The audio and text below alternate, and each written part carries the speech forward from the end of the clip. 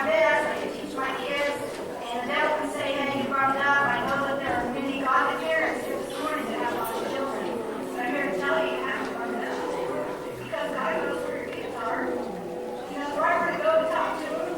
He knows right where to go to zero into their heart. And He knows how to bring them back around. Never about that, but you give it all you got. And keep praying and keep interceding for them. God's listening to your prayers.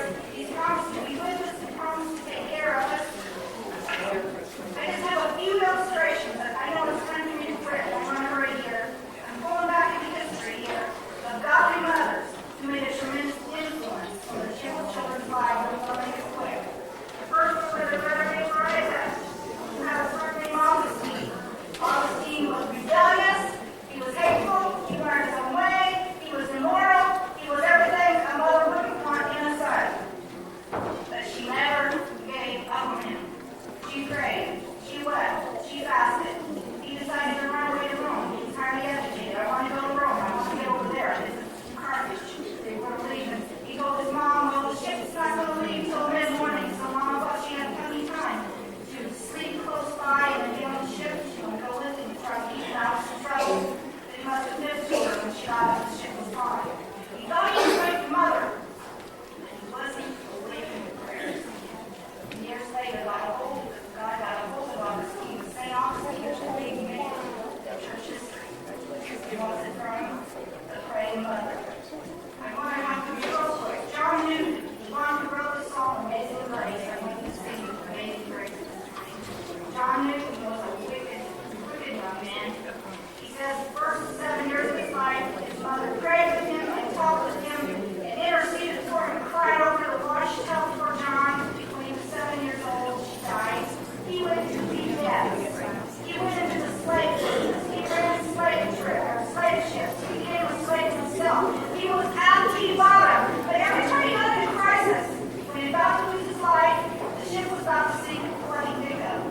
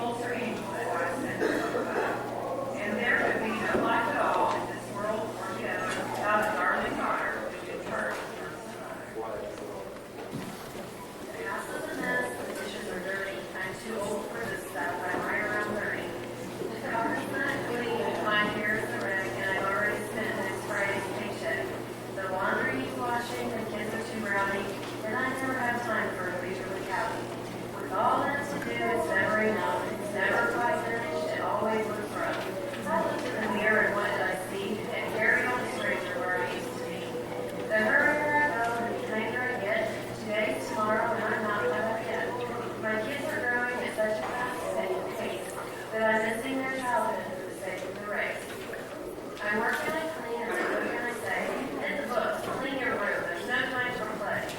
Well, the Lord, for some reason, chose me to take care of four of his children. I've got to slow down on such nothing to show, for my role as a mom when they have to go. I'm only one person, but look through my door, and what appears to be one divided from the Lord. I'm a chauffeur, a cook, a planter of trees, a teacher, an umpire, and a mender of meat. Sometimes I forget that deep down inside there's lady with feelings, and last night she cried. She gets tired and lonely, she feels taken granted for, and she wants to see blooms for the seed she has planted. Then I saw this for a while in the mind-bending pace. My little ones look at me, square in the face, and just when I needed it, they smile and say, Mama, I love you, and then I'm okay.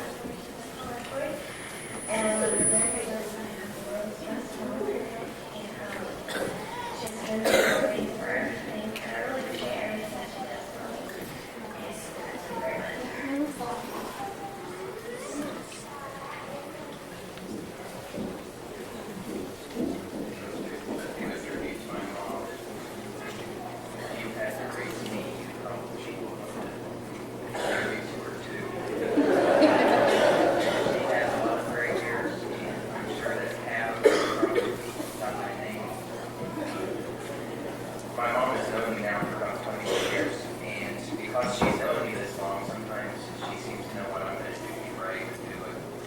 And it kind of made it hard to get away with anything when your mom knows that you're going to do it. My mom has done it all. She's filled the role of a cheerleader, helper, counselor, friend, confidant. She's also my hero. She's displayed for me a Christ-like attitude and has raised me to fear and follow God, and for that I'm forever grateful. On this Mother's Day, I realize now more than ever how extremely blessed I am to have my mom. Mom, thank you from the bottom of my heart for all that you've done for me.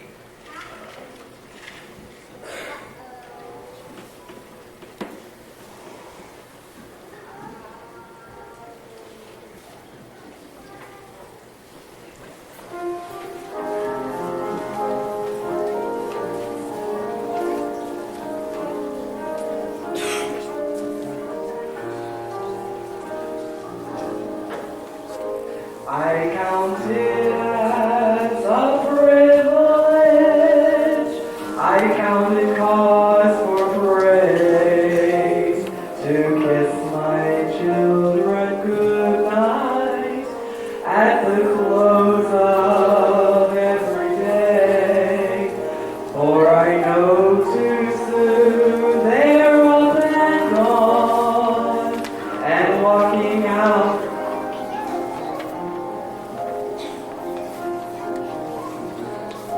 and I'll never have a child to kiss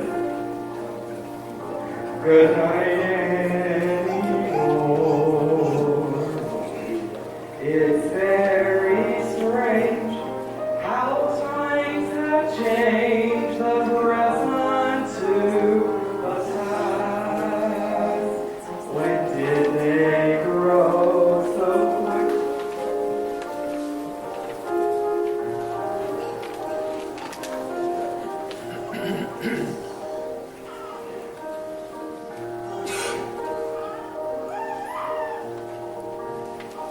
It's very strange how times have changed the present to the past. I'm sorry. I thought I could do this, but I don't know. It's very strange how times have changed the present to the past. When did they grow so quickly?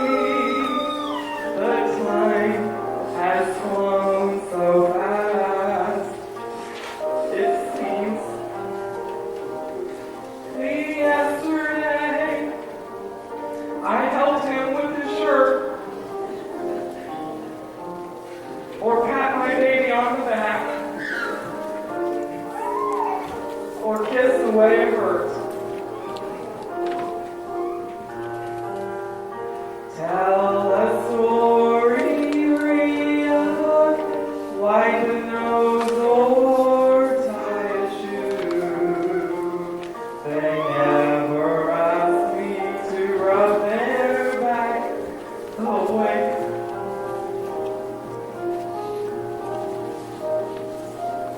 Once it was a book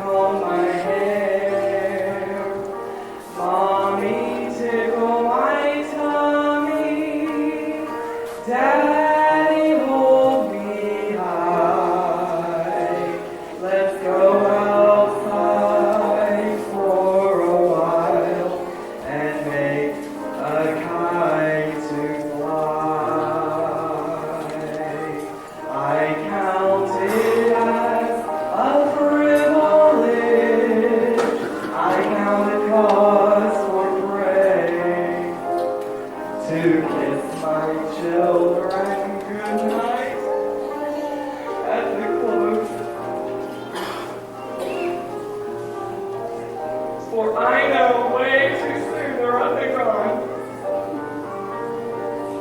And walking out the door, and I'll never have a child to kiss goodnight anymore. I'll never have a child to kiss goodnight anymore.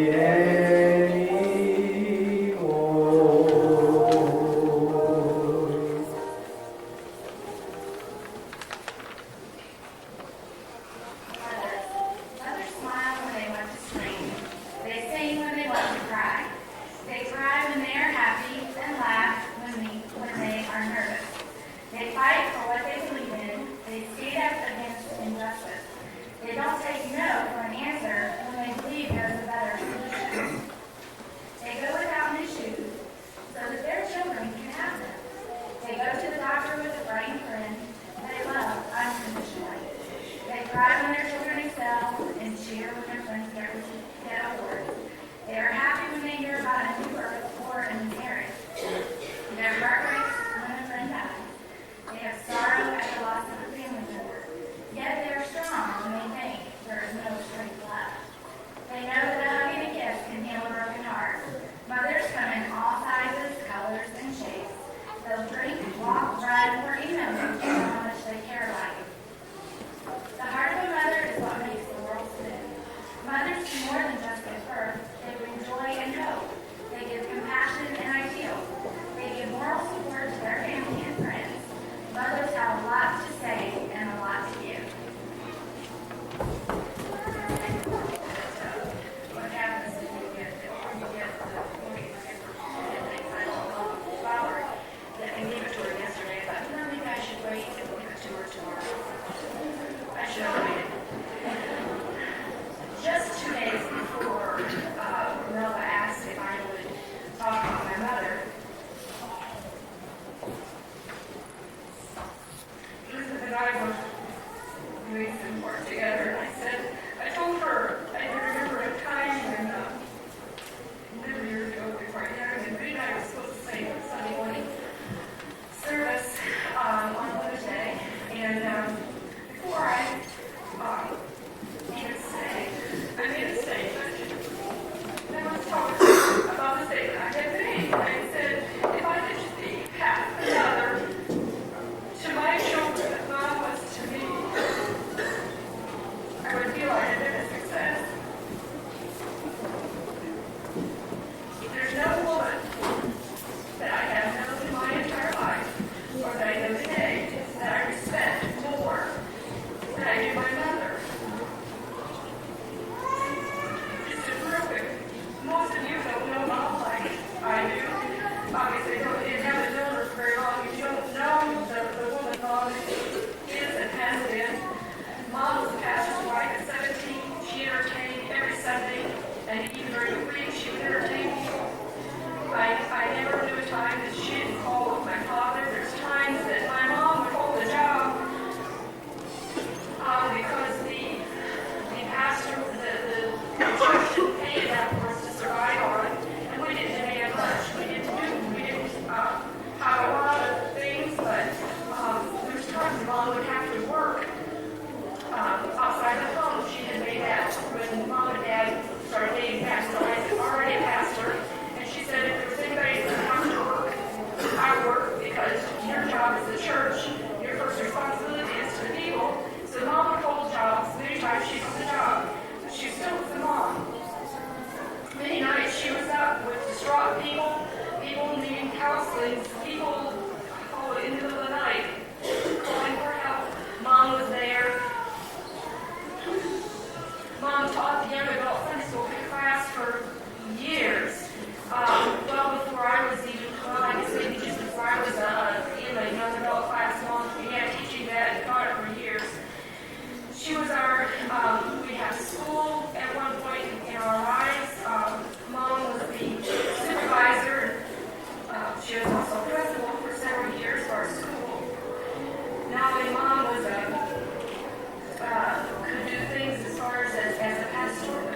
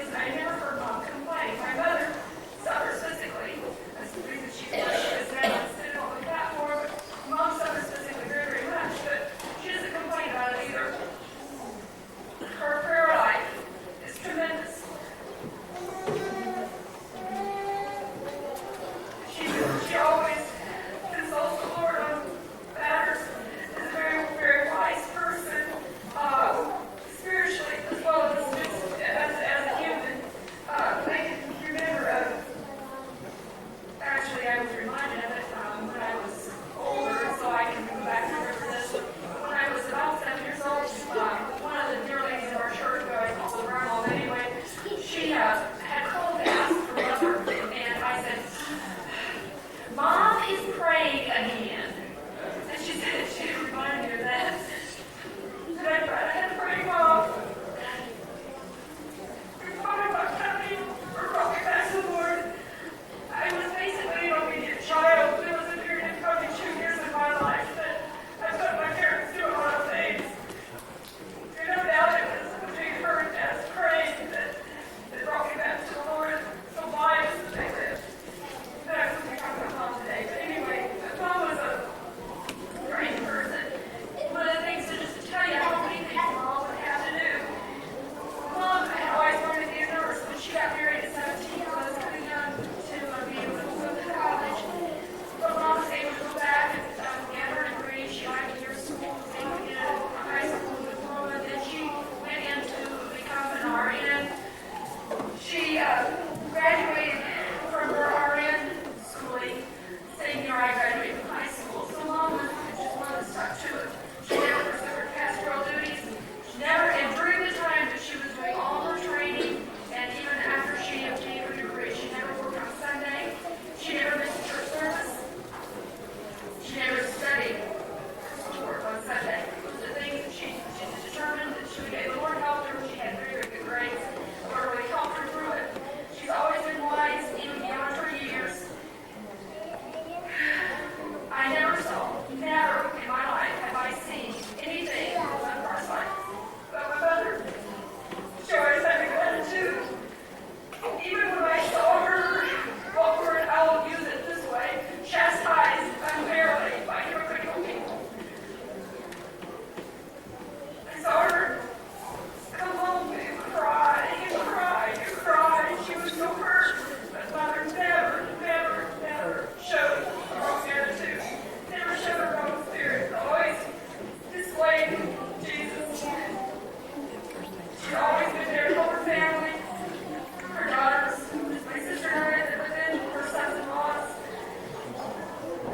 her grandchildren, her great-grandchildren, her grandchildren-in-law even. You know, it's just been one of those things that if one of us were involved in something wrong, we'll do our best for us to help us. Once again, if I can be just like God, I know I'm his success.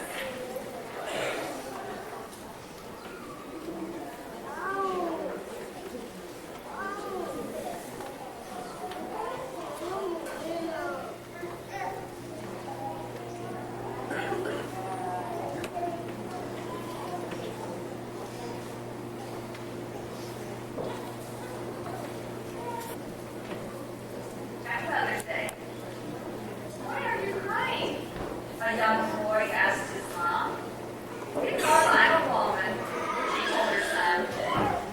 I don't understand, she said. His mom just tugged him and said, and you never will. That's okay. Later, the little boy asked his father, why does Mom seem to cry for no reason? All women cry for no reason, was all his dad could say.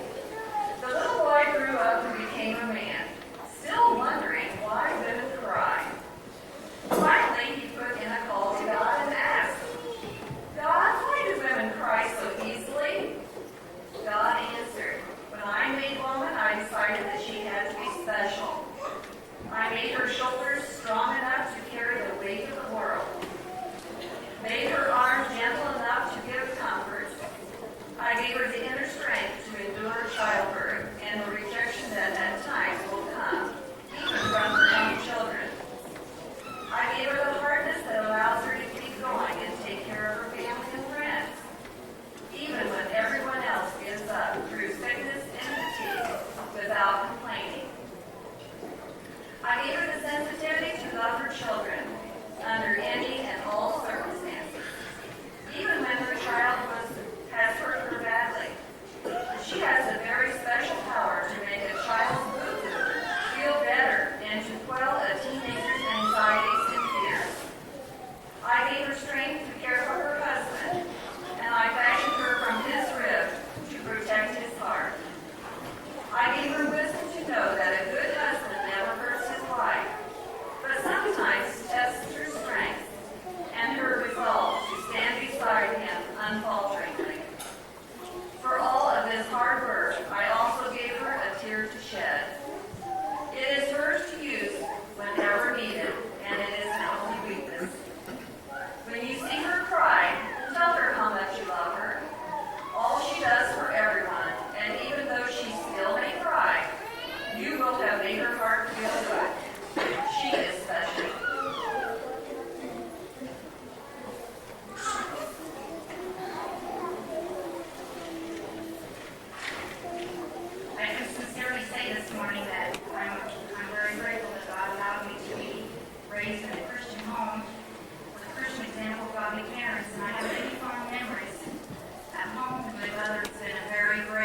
influence on my life. She and Dad worked together as a team to raise us. But Mom was always there for me. Often I would come home for lunch during my little school years, and I was a chatterbox. She listened to my ceaseless chatter and never told me to hush. And I can remember even when I was a teenager coming home after school, and it was such a comfort to know that Mom would be there. She might be back in the sewing room, but she was there. I'd say, Mom, where are you? And just knowing that Mom would be there. I can remember waking up on cold winter nights. We didn't have to eat upstairs, and Mom would sit up in the middle of the night and threw an extra blanket for me to make sure I was warm. She talked to me about it, but I never forgot the stories. I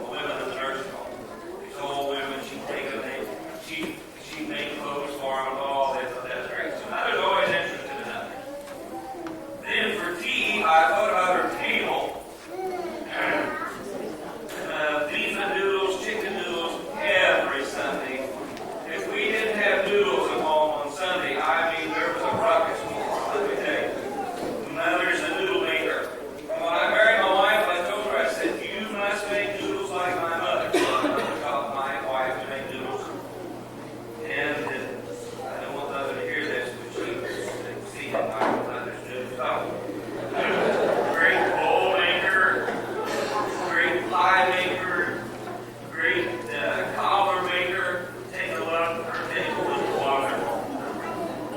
H, she's hard of hearing. You'd be surprised how much fun we have around the house because Mother's hard of hearing. Right, Mom? And there's a lot of things she doesn't catch on to. One thing about Mother, she doesn't get upset. She laughs. She's got a good laugher, like somebody said about their mother. She has a good laugher. And even though she's hard of hearing sometimes, it's really exciting what she hears. It really is. Then I thought of E as example. An example of others. As an example as a preacher's wife.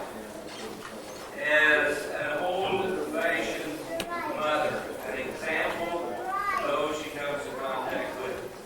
And Mother and Dad have been married for 67 years, if I'm not mistaken. And so this little lady has a right to give you some advice. She's been there, done that, faithful saying. And Mother is always concerned about being an example to young people. You know, often she would say, well, I just wish I had time to sit that young couple down and talk to them about these things. Well, that's good. I'm glad that we can have mothers that are examples of it. And then the letter R.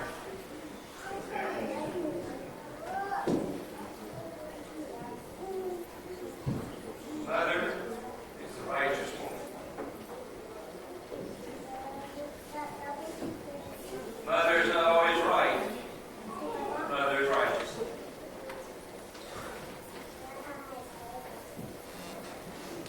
She's a godly example. Always careful. Mother is an individual that would rather go the extra mile and extend love and concern and compassion than she would to say, I'm like, and I know that I'm right. She's careful in her living, that daily she will live as God would be pleased her to live. The psalmist talked about the fact that, or the proverb writer talked about the virtuous woman, that her children would rise up and call her blessed.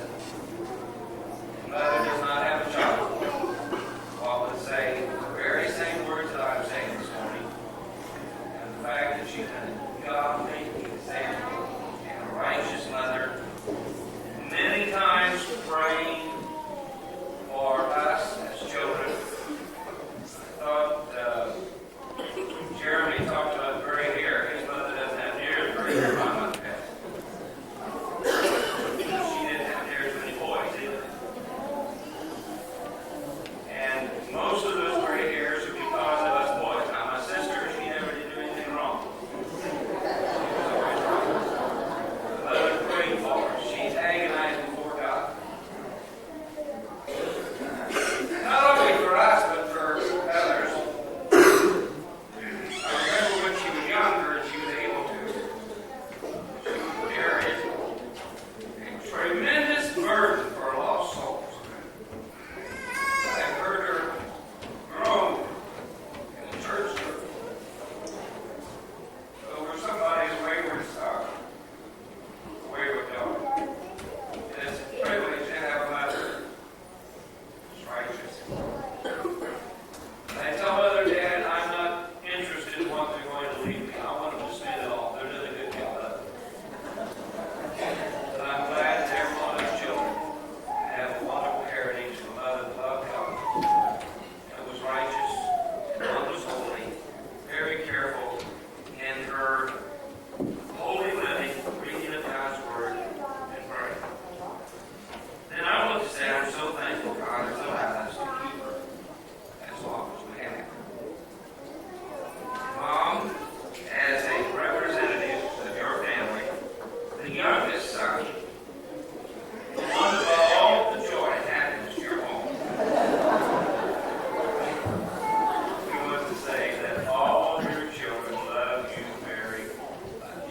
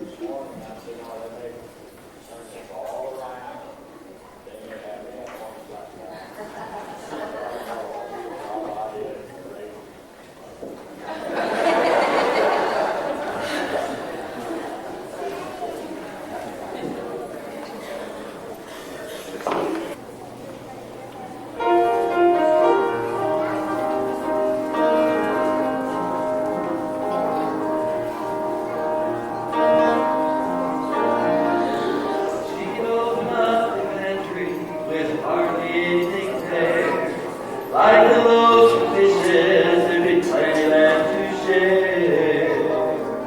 She could take a penny, stretch it to the tide. She could kiss the fever and leave us feeling fine. And there's only one explanation for these amazing transformations. How she could take so little and turn it into so much. 'Cause God gave her a miracle when He gave her mother's touch.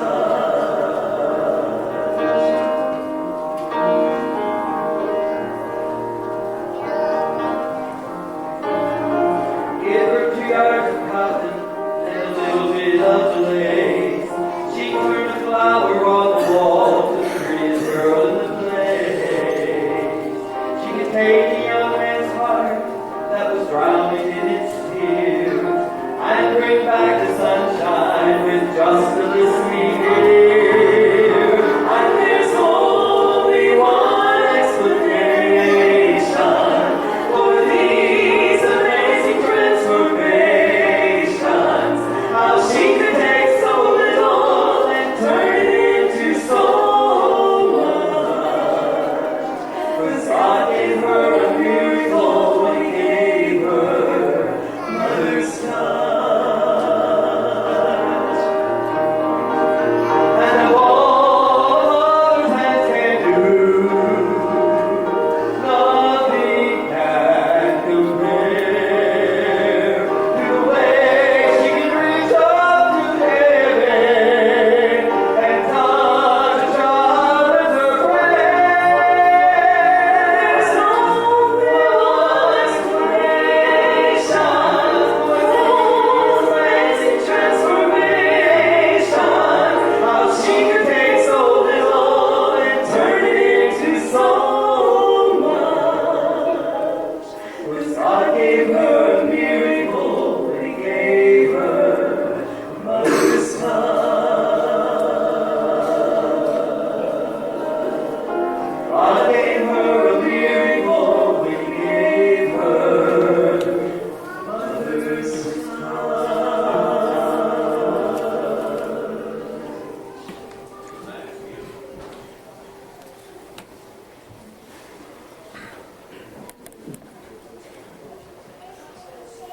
I want to thank all of you, Sister Mel, for putting this together. And I'm going to surprise you all. I've already preached my message. I preached about my mother. Okay. We don't have enough time. And then I also wanted to tell Kim Wagner that don't cry too hard and too long because grandkids come home. I had 3 daughters, but 7 grandkids I can get.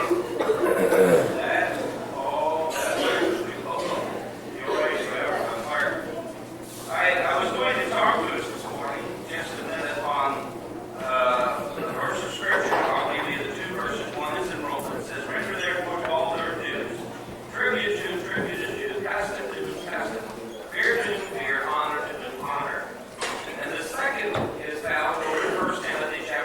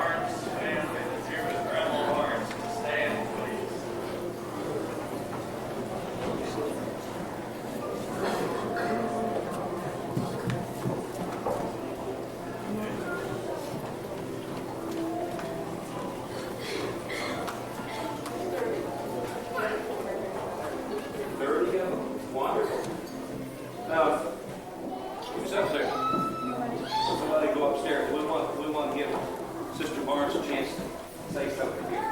Thank you. All right, I'll be seated. Brother Lowry, I think we also have two that went on the bus that would be with our families. We counted those.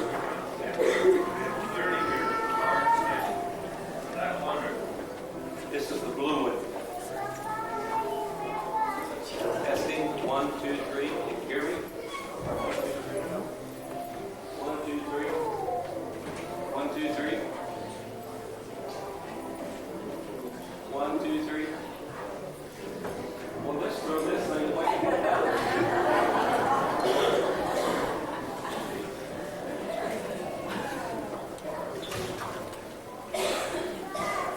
Try the green one. Now, this is a very special day for Grandma Barnes.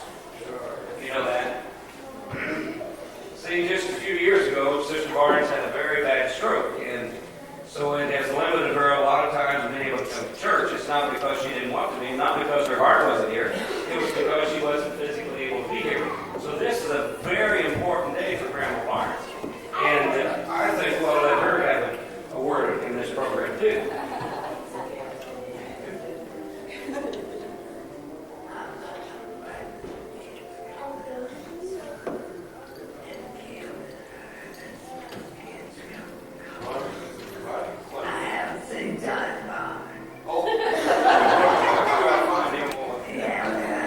Okay.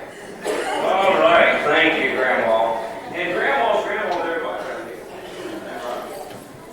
And I want to say one thing about, I want to give her a little tribute. Let's see, I've been pastoring for a few years, and I know of no lady that has any more influence on her family than Bessie Barnes. I told someone the other day, when Mom's gone, who's going to take her place? And who's going to be praying for all of their family like Mom? She's a wonderful lady. We all love her. I wasn't a married man, I'd hug you. Okay, now you have your choice of gifts. There, you may want to lift that up. She probably can't see that. That's some kind of a bird cage. Do you have any birds? Okay.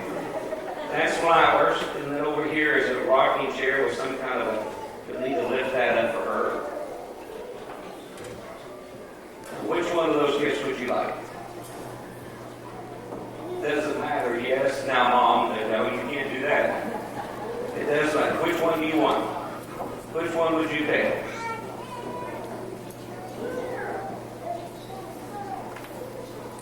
The rocking chair? No, you can't sit in that.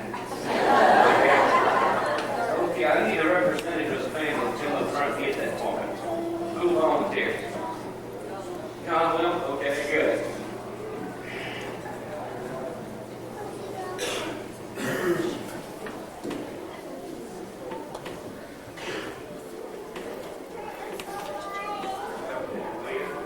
Thank you very much. All right, great. All right, that's wonderful. Have that many present of your family. Now, next year, I want you all to work real hard to get that many of your family, your children, grandchildren here. That's difficult for some of us. All right, the mother that has the oldest child present. Now, this is always fun because some people don't want to get their age. We have a mother here that has a child that is 60 years of age or older that is here. Sure we do have. See, my sister at this moment is taking care of her class in the basement because she did this and that. Okay, we've got some more here, okay? We have a mother here. Okay, how old is your son? 91?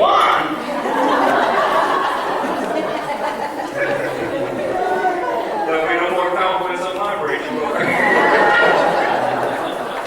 That could resist that. 64. Okay, is there anybody else here that's older than 64? Any mother that has a child that's older than 64?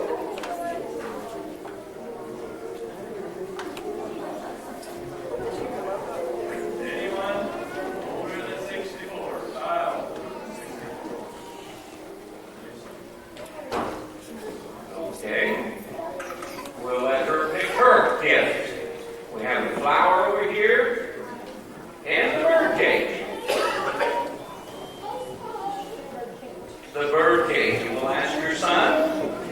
able. That age.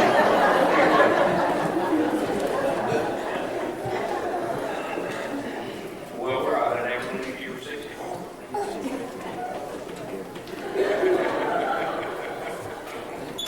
Very good. Somebody asked me the other day if I was 61, so.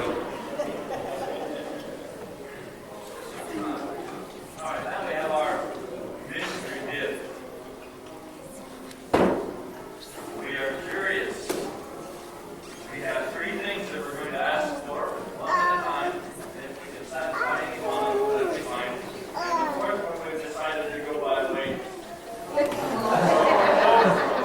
can get somebody else first. Great.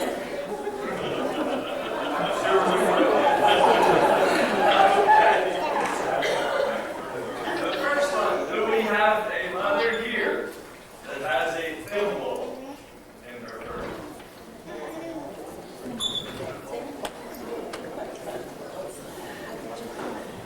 Don't be bashful. Make sure you let us know.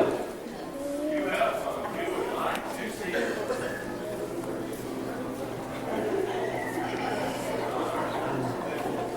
Okay, no mother here, but if you've got it, get your hand up there because we're proud of that. No? All right, we have a mother here that has a pair of scissors in her purse. Oh, yeah. Stand up if you do. Stand up. Oh, yes. Stand Like we have four. up. 5 mothers have scissors. Ooh, this could be dangerous. You have a switchblade. All right, of those 5 mothers that stood, that have scissors. 6? Is there 6? Okay, stand up again if you have scissors in your purse. Keep your purse handy though. Yeah, that's right. Does that count diaper bags? And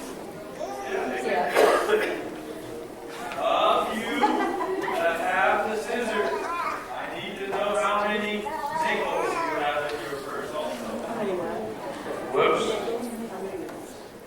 Look and see how many nickels you have in your purse. Boy, I can't believe this. I would be sure that Larry Glass would make sure that Carol would have all these things.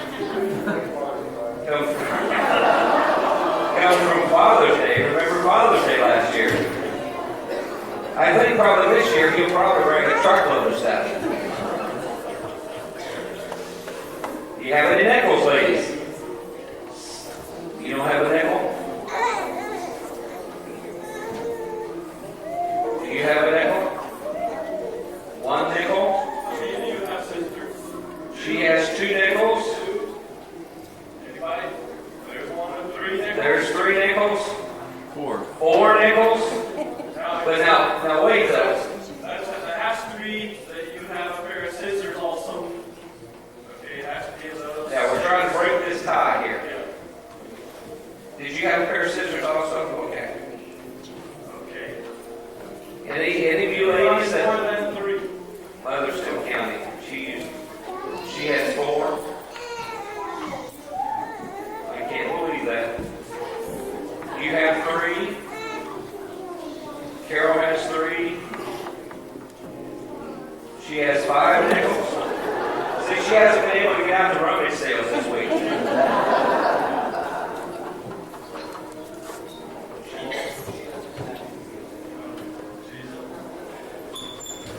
Okay, we want to see your scissors.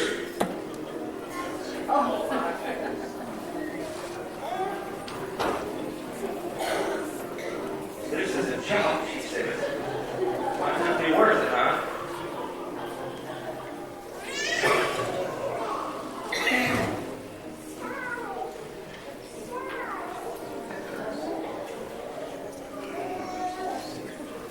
There's your scissors right here. You know, you got 2 pair of scissors. That's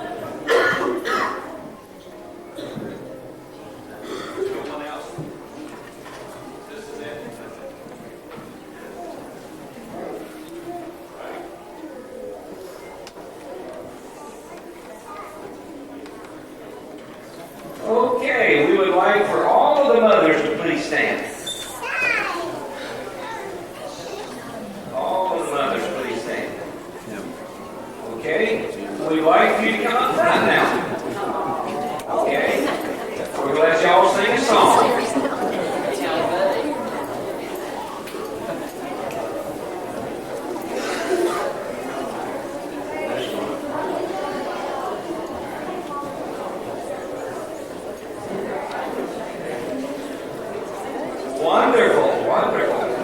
Saw you the other day. Yeah, I did. I knew it was you.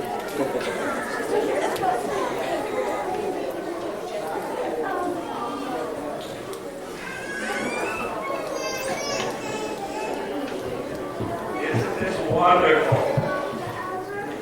Isn't this wonderful? We want to make sure we get a count of all mothers and that all mothers receive a special gift as well, okay?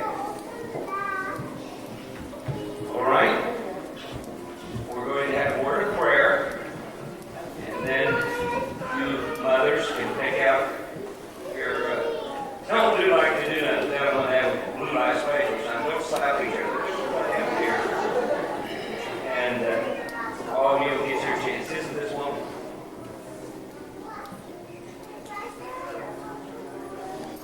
Right.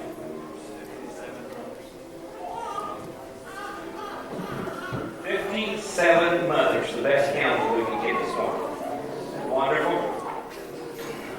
Okay.